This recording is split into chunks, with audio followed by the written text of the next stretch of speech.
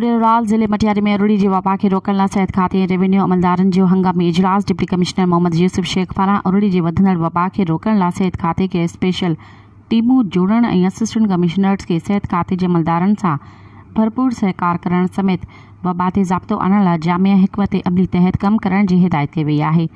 आला सतही गॾिजाणी में एडिशनल डिप्टी कमिश्नर 1 नूर अहमद खोरो, डिस्ट्रिक्ट हेल्थ ऑफिसर पीर गुलाम हुसैन, सिहत जे आलमी इदारे जे नुमाइंदे डॉक्टर बाबर हुसैन, डिस्ट्रिक्ट मैनेजर PPHI इकरा भट्टी ऐं ॿियनि शिरकत कई।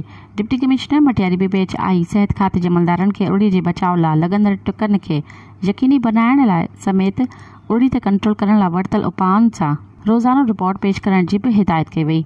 DHO मटियारी पीर गुलाम हुसैन उड़ी जी वबा बाबति ब्रीफिंग में ॿुधायो त उड़ी जा केस ज़ाहिर थींदे ई सिहत खाते मटियारी फौरी तहरक वरितो ऐं डॉक्टर जी ख़ुसूसी टीमूं जोड़े मुतासिर इलाक़नि में इलाज शुरू करण सां गॾोगॾु बरड़नि खे उड़ी खां बचाव जा टुका पिणु लॻाया विया आहिनि।